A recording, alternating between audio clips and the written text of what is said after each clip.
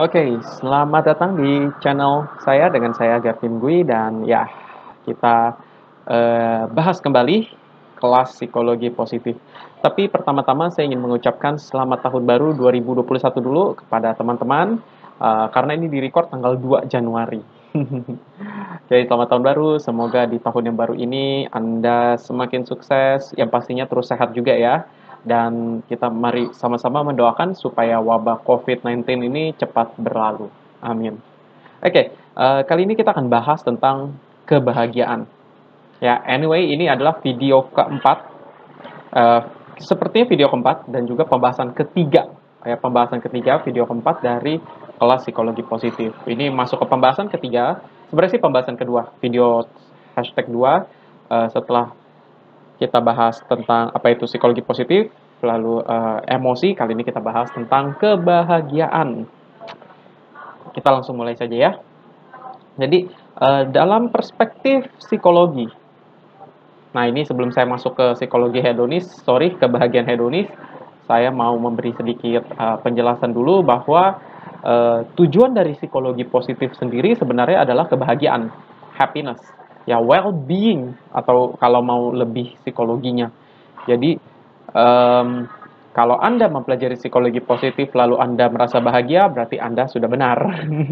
Sedangkan kalau belajar psikologi positif membuat Anda tidak bahagia, well, itu ada sesuatu yang salah dengan pembelajaran tersebut. Ya, karena nama lain dari positive psychology sendiri adalah the science of happiness, ilmu pengetahuan tentang kebahagiaan. Dan mendefinisikan kebahagiaan dari perspektif psikologi itu susah-susah gampang. Ya, pertama, karena kebahagiaan itu sebuah konsep yang amat abstrak. Kita bisa tahu ada itu bahagia, tapi kita nggak tahu seperti apa. Kita bahkan nggak bisa melihat, ya, tidak bisa dilihat, didengar, dicium, diraba, ya, tapi kita bisa rasakan. Begitu abstrak. Yang kedua, kebahagiaan itu adalah konsep yang amat subjektif. Konsep yang amat subjektif dalam arti tidak ada yang bisa tahu seseorang sedang bahagia atau tidak kecuali orang itu sendiri. Ya, ini yang membuat sangat subjektif pembahasan ini. Tapi, well, para ahli psikologi positif berusaha untuk membuat kebahagiaan ini lebih bisa dipahami, lebih bisa dijelaskan. Tentunya tetap yang paling penting adalah merasakannya, bukan menjelaskannya. Ya, well, oke, kita langsung masuk saja. Jadi, pertama-tama ada sebuah prinsip yang namanya kebahagiaan hedonis. Anda tentu sering dengar istilah hedonis ya. Ini sebuah istilah yang amat populer. Ketika Anda mendengar hedonis, mungkin Anda langsung berpikirnya pesta pora, makan enak, musik yang enak, tarian yang menyenangkan, tempat duduk yang nyaman, semua yang enak-enak dan menyenangkan. Ya karena hedonis sendiri itu artinya adalah kebahagiaan yang berasal dari pemenuhan kesenangan dan menghindari rasa sakit. Ya, ini adalah sebuah pandangan tentang kebahagiaan yang paling kuno. Anyway, sedikit intermezzo, ada yang lagi ngamen lewat. Kalau suaranya masuk, nggak apa-apa ya. Oke, kita lanjutkan pembahasan. Jadi ini adalah konsep kebahagiaan yang paling kuno. Paling kuno dalam arti ya pertama-tama manusia zaman dulu mengenal kebahagiaan dengan definisi seperti ini. Ketika kita terus mendapatkan kesenangan dan kita terhindar dari rasa sakit, itulah kebahagiaan. Konsep hedonis. Oke, Anda setuju atau nggak konsep ini?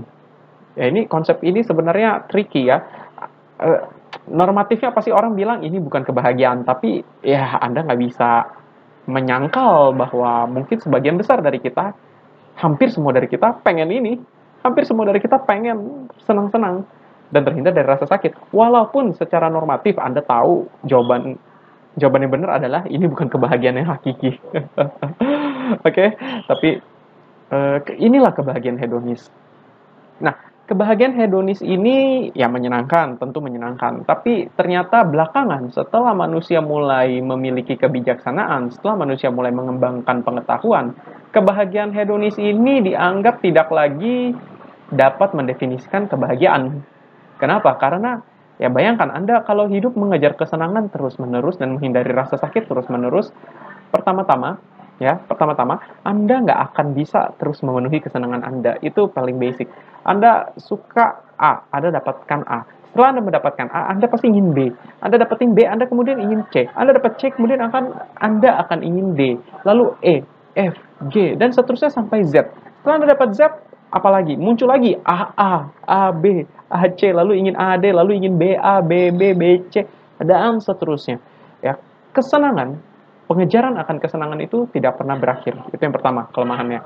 Yang kedua, kalau Anda hanya hidup dengan mengejar kesenangan dan menghindari rasa sakit, maka Anda tidak akan berkembang. Hidup Anda nggak akan berkembang. Karena seseorang berkembang, itu biasanya dari rasa sakit.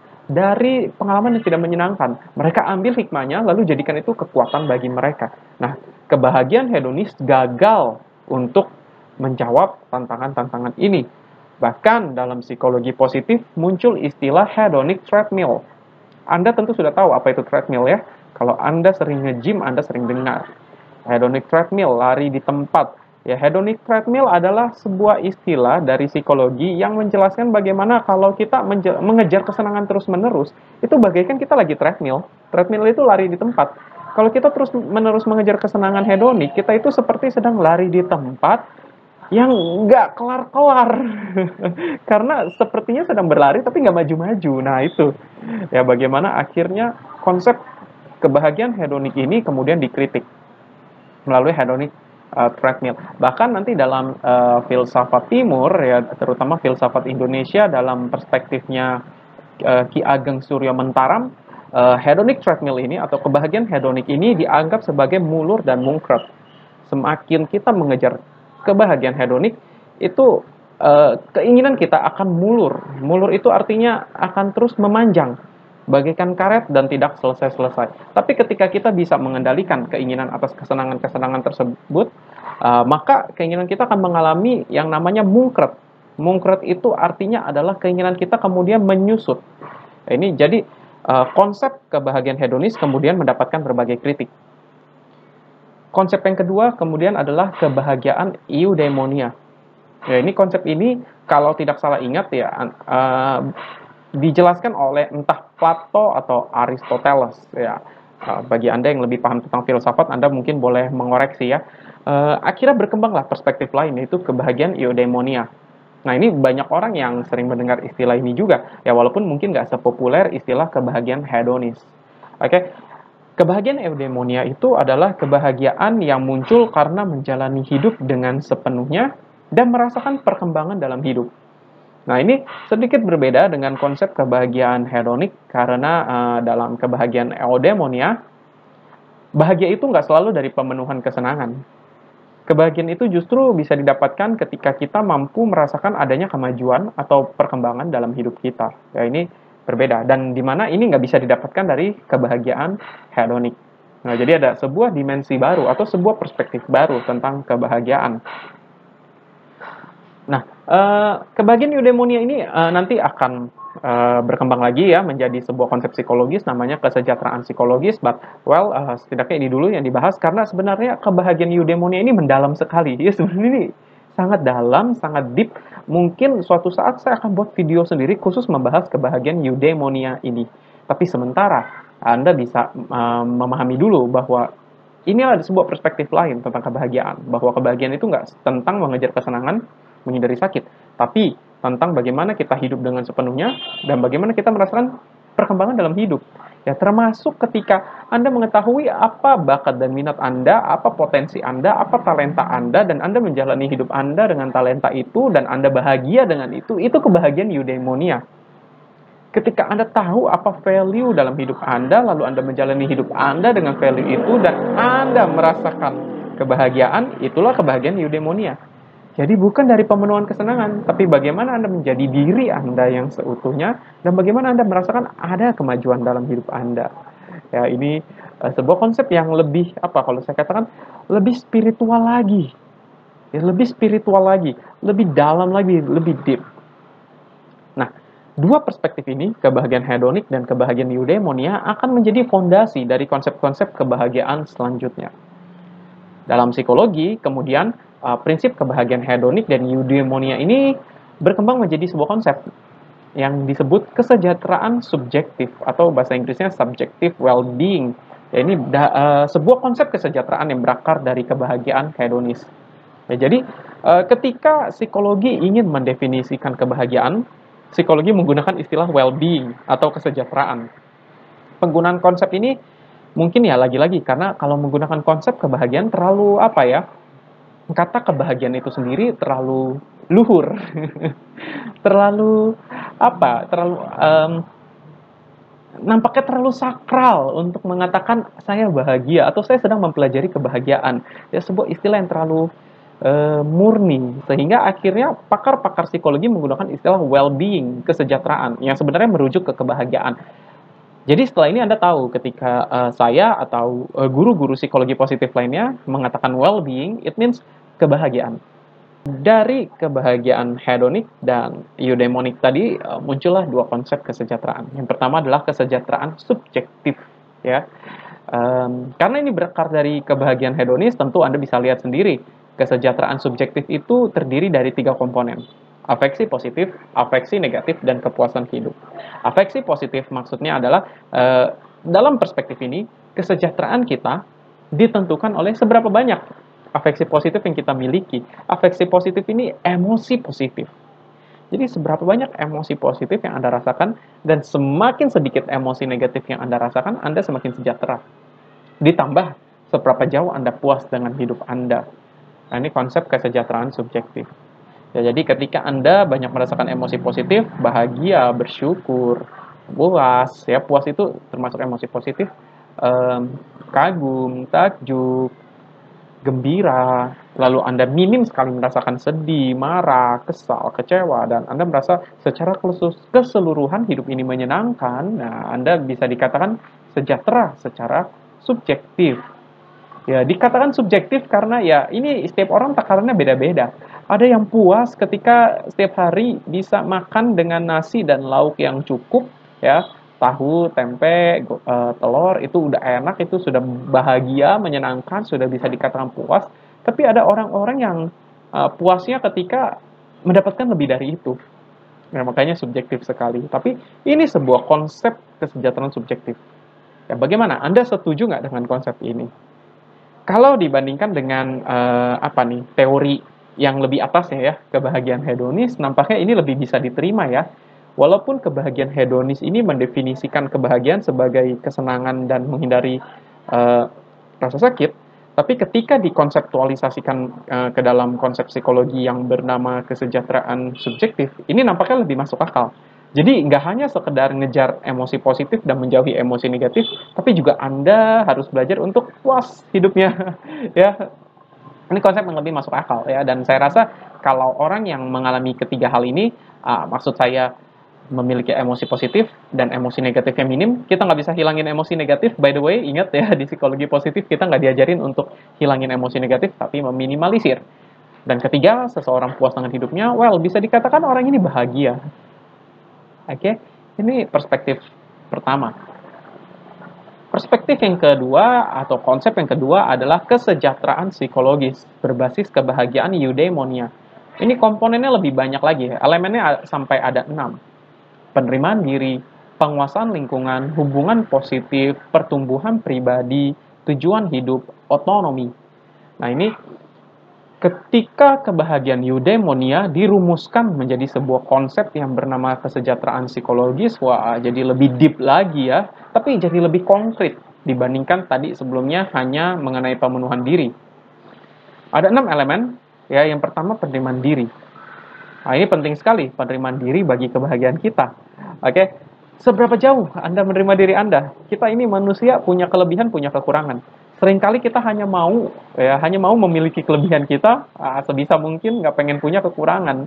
Lalu kita selalu melihat orang lain selalu punya lebih banyak kelebihan daripada diri kita, dan kita selalu iri dengan orang yang punya kelebihan di mana kelebihan itu adalah kekurangan kita.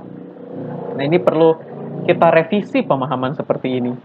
Ya perlu ada penerimaan diri. Karena kalau Anda nggak bisa menerima diri Anda, wah nggak bisa bahagia, itu mutlak nggak bisa bahagia. Bagaimana mungkin Anda bisa hidup bahagia ketika Anda sebenarnya tidak suka atau tidak menerima diri Anda sendiri? Makanya dalam psikologi kemudian berkembang banyak sekali konsep-konsep yang terkait dengan penerimaan diri ini seperti self-acceptance ya. Self-acceptance sendiri aja artinya penerimaan diri. Self-compassion, bersikap welas diri, self-love, unconditional positive regard, bla bla bla. Yang menandakan betapa pentingnya penerimaan diri ini jika Anda ingin bahagia. Nah, terkait dengan penerimaan diri ini, penerimaan diri juga hati-hati. Banyak orang salah tafsir dengan penerimaan diri ini. Ya, dianggap karena menerima diri lantas tidak ada keinginan untuk berkembang. Nah, ini bahaya. Penerimaan diri merupakan salah satu konsep untuk mencapai kesejahteraan psikologis. Tapi hati-hati, Anda juga butuh 5 yang lainnya, di mana salah satunya pertumbuhan pribadi. Menerima diri bukan berarti menjadi pasif, bukan berarti menjadi malas. Menerima diri artinya apapun yang terjadi dalam hidup, baik atau buruk, kita sambut, kita rangkul. Tapi bukan berarti kita nggak berbuat apa-apa, bukan berarti kita pasif. Ketika Anda tahu Anda punya kelemahan tertentu, apa yang perlu Anda lakukan agar kelemahan itu tidak mengganggu hidup Anda. Jadi, bukan berarti mentang-mentang menerima diri, maka kalau punya kelemahan, ya ini kan kelemahanku ya, tanda kutip ya, ini kan kelemahanku ya, biarin aja lah, biarin aja, aku emang kurang di sini, aku menerima diriku. No, bukan seperti itu konsep penerimaan diri. Ya, konsep penerimaan diri itu adalah ketika kita punya kekurangan, bagaimana kita mengelolanya agar tidak merugikan hidup Anda. Misalnya, saya punya kekurangan. Kekurangan saya adalah, saya tanda kutip, sumbu pendek. Ya, sumbu pendek di sini mudah sekali saya tercetus emosinya. Saya mudah tercetus marah. Itu kelemahan saya. Tapi bukan berarti saya membiarkan itu. Bukan berarti sedikit-sedikit saya marah, lalu ketika ada orang menegur, saya bilang, ini kan kelemahan saya harus menerima diri saya pemarah, makanya saya biarin aja. Nggak kayak gitu. Ketika saya tahu saya punya kelemahan, saya ini mudah marah, ya maka saya berusaha mencari cara agar sifat buruk saya ini, mudah marah ini, tidak menyebabkan gangguan dalam hidup saya. Ya, saya kelola, jangan sedikit-sedikit marah.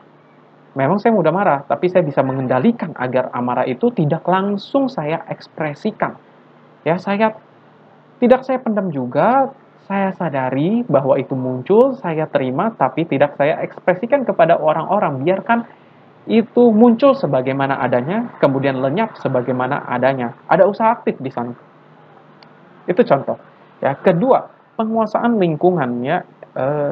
Sejauh mana Anda mampu bersosialisasi ya, terutama ya dengan lingkungan Anda, penguasaan lingkungan. Ada istilah namanya street smart ya, pintar di jalanan. Pintar di jalanan ini maksudnya pintar dari pengalaman. Ya, lalu ada social intelligence, kecerdasan sosial. Ini sangat berkaitan dengan penguasaan lingkungan. Seberapa jauh Anda paham sih lingkungan di sekitar Anda? Nah, ini berhubung mungkin eranya sudah digital, penguasaan lingkungan ini semakin mutlak diperlukan. Terutama memahami konteks terkait gaya berpakaian, terkait gaya berbicara, terkait cara membawa diri, ini sangat penting. Boleh nggak seseorang berkata tanda kutip bacot? Ya, ini kebetulan ada cerita dari seorang orang tua, anaknya anak ini SMP atau SD gitu ya, lupa, ngomong ke teman mainnya gitu, bercanda bacot gitu. Lalu orang tua dari temannya itu tersinggung, dianggap berkata kasar. Nah, bagaimana menghadapi hal ini? Ya, kata bacot sendiri memang apa ya, ambigu. Ya, bisa kasar, bisa enggak. Tapi kita perlu lihat dalam konteks apa. Saya rasa kalau teman sebaya, teman main, lalu sambil bercanda mengatakan bacot, itu mungkin bukan masalah. Itu bagi saya ya sebaya fine-fine aja dalam konteks bercanda. Tapi ketika Anda bercanda dengan yang lebih tua pakai kata bacot, tentu itu kasar. Walaupun sama-sama bercanda niatnya. Nah, ini juga perlu dilihat. Niatnya sama-sama bercanda menggunakan kata yang sama-sama bacot. Tapi Anda perlu lihat konteksnya. Dengan siapa Anda berbicara? Dengan sebaya itu oke. Dengan lebih tua walaupun niatnya bercanda itu amat tidak sopan. Seperti itu. Nah, ini penguasaan lingkungan. Anda bisa nggak baca konteks? Anda bisa nggak baca lingkungan? Kata aku. Nah, ini saya juga baru tahu. Mungkin 2-3 tahun belakangan ini. Karena saya orang Jakarta, kata aku itu sangat halus. Sangat halus. Ya, bagi Anda orang Jakarta mungkin Anda paham ya. Saya hanya menggunakan kata aku dengan orang yang saya anggap punya kedekatan khusus. Teman, bahkan nggak teman baik loh. Seperti mungkin orang tua, ya, paman, om, teman yang amat dekat, nah itu baru pakai kata aku. Aku itu menandakan ada hubungan dalam pergaulan orang Jakarta. Nah, suatu hari saya dengan teman saya pergi ke sebuah tempat di Magelang ya, daerah Jogja ke utara lagi, mungkin juga karena dekat dengan Jogja, Jawanya halus. Teman saya berbicara dengan salah satu tokoh setempat ya, tokoh di sana amat dihormati, lalu karena teman saya menghormati orang tersebut menggunakan kata aku. Bagi orang Jakarta kata aku itu sangat sopan. Sebenarnya bagi saya itu kata aku itu sopan loh. Ternyata teman saya ketika menggunakan kata aku di hadapan tokoh tersebut tersinggung. Bukan tersinggung sih, tokoh tersebut menegur lebih tepatnya. Ya, beliau kayaknya nggak tersinggung, tapi beliau menegur. Risih. Ya, karena kenapa? Ternyata dalam bahasa Jawa, aku itu nggak pantas diucapkan oleh orang yang lebih muda ke orang yang lebih tua. Apalagi ke orang yang dituakan. Yang maksudnya seorang tokoh gitu. Itu sangat tidak sopan. Ternyata aku itu lebih cocok untuk sebaya dalam bahasa Jawa. Nah, itu kontekstual sekali. Ya, bagaimana maksudnya adalah di Jakarta itu sangat fine. Bahkan anak dengan orang tua pakai aku itu sopan, ya gitu. Ternyata di Jawa tidak. Nah, ini juga penguasaan lingkungan. Seberapa pandai membaca lingkungan. Nah, ini perlu pengalaman tentunya. Ketiga, hubungan positif. Hubungan positif berkaitan dengan seberapa bagus kualitas hubungan Anda dengan orang-orang Anda. Anda memiliki teman nggak untuk bercerita keluh kesah? Anda memiliki sahabat nggak? Anda memiliki orang terdekat nggak? Bagaimana kualitas hubungan Anda? Oke. Keempat adalah pertumbuhan pribadi. Pertumbuhan pribadi berbicara tentang kemajuan hidup. Apakah Anda setiap harinya, atau jangan ngomong setiap harinya deh, mungkin terlalu mikro.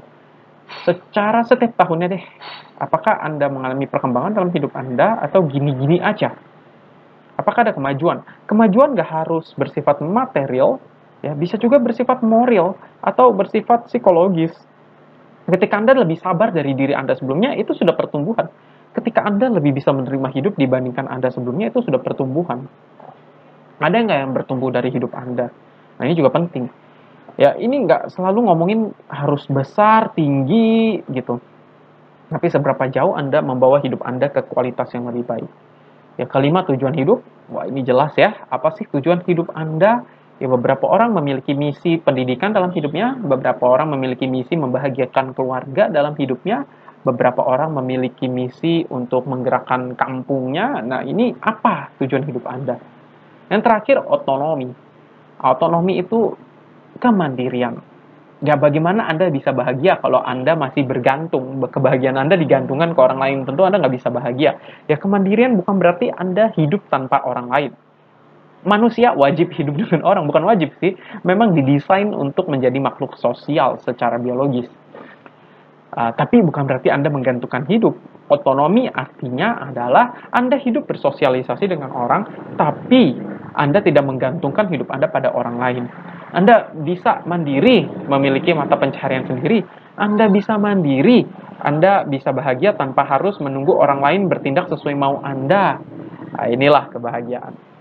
Nah, ini kesejahteraan psikologis, jadi konsepnya lebih luhur lagi. Seberapa jauh Anda menerima hidup Anda, menerima diri Anda, seberapa jauh Anda memahami lingkungan Anda, seberapa jauh Anda memiliki hubungan positif dengan orang-orang, seberapa Anda memiliki perkembangan atau pertumbuhan dalam hidup, apakah Anda memiliki tujuan hidup, seberapa bermakna tujuan hidup Anda, dan apakah Anda sudah otonom, seberapa mandiri diri Anda.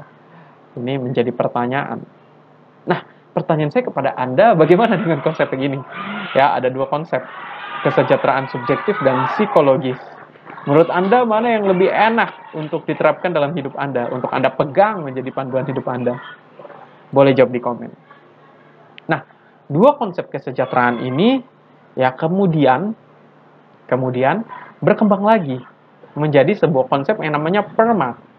Well, karena total video pembahasan ini mencapai 42 menit dan menurut saya durasinya terlalu panjang untuk sekali ditonton di YouTube, maka videonya saya potong dulu dan kelanjutan dari pembahasan ini mengenai kebahagiaan dan konsep PERMA akan saya tampilkan di video berikutnya. So, jangan lupa untuk klik video berikutnya. Thank you.